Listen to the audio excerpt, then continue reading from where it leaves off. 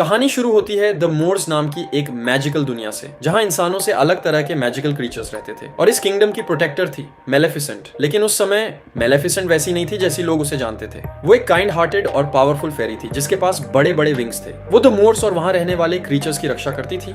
एक दिन उसकी मुलाकात एक ह्यूमन बॉय स्टेफान से होती है। स्टेफान ने कुछ चोरी की थी लेकिन मेलेफिसेंट उसे माफ कर देती है। धीरे धीरे दोनों के बीच फ्रेंडशिप होती है और फिर प्यार भी। लेकिन जैसे जैसे स्टेफान बड़ा होता है उसके अंदर पावर और किंग बनने की एम्बिशन बढ़ती जाती है। उधर मेलेफिसेंट द मूर्स की सबसे पावरफुल प्रोटेक्टर बन जाती है। फिर एक दिन नेबरिंग ह्यूमन किंगडम का राजा किंग हेनरी द मोर्स पर हमला कर देता है। मेलेफिसेंट अपनी पूरी ताकत से किंगडम की रक्षा करती है और किंग हेनरी को पीछे हटने पर मजबूर कर देती है। लेकिन किंग हेनरी के मन में मेलेफिसेंट के लिए बदले की आग जलने लगती है। अपने आखिरी समय में वो ऐलान करता है कि जो भी मेलेफिसेंट को मारकर उसकी मौत का प्रूफ लाएगा वही अगला राजा बनेगा। और यही बात सुनकर स्टेफन के मन में लालच जाग जाता है। वो मेलेफिसेंट के पास वापस जाता है और ऐसा दिखाता है जैसे वो उसे बचाने आया हो। मेलेफिसेंट उस पर पूरा भरोसा करती है लेकिन स्टेफन उसे ड्रग कर देता है। वो उसे मार नहीं पाता लेकिन उसके विंग्स काटकर उन्हें किंग हेनरी के पास ले जाता है। और यही बिट्रेयल मेलेफिसेंट की पूरी जिंदगी बदल देता है। जिस मेलेफिसेंट का दिल कभी काइंडनेस से भरा था अब वही बिट्रेयल और रिवेंज से भर जाता है।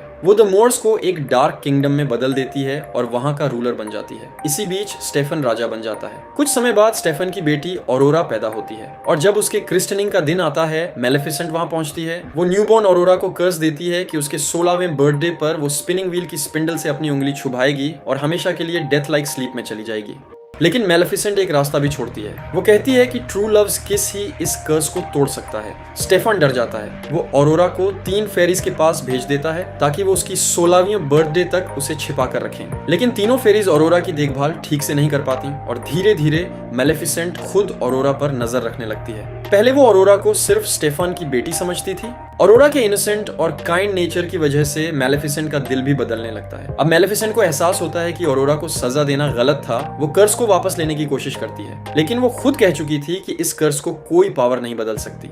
इसी बीच ऑरोरा की मुलाकात प्रिंस फिलिप से होती है और दोनों के बीच अट्रैक्शन शुरू होता है। लेकिन ऑरोरा को जल्द ही अपनी असली आइडेंटिटी और कर्स के बारे में पता चल जाता है। वो टूट जाती है और अपने पिता स्टेफान के कासल चली जाती है। वहां कर्स उसे उस स्पिनिंग व्हील तक ले जाता है। ऑरोरा स्पिंडल को छूती है और उसकी उंगली चुभ जाती है। अगले ही पल ऑरोरा एक डीप स्लीप में चली जाती है। अब मेलेफिसेंट उसे बचाने के लिए प्रिंस फिलिप को उसके पास लेकर आती है। फिलिप ऑरोरा को किस करता है लेकिन कुछ नहीं होता क्योंकि उनके बीच अभी वो ट्रू लव नहीं था। अब मेलेफिसेंट खुद ऑरोरा के पास जाती है। वो उससे माफी मांगती है और उसके माथे पर प्यार से किस करती है और तभी ऑरोरा की आंखें खुल जाती हैं क्योंकि मेलेफिसेंट का ऑरोरा के लिए प्यार ही असली ट्रू लव बन चुका था।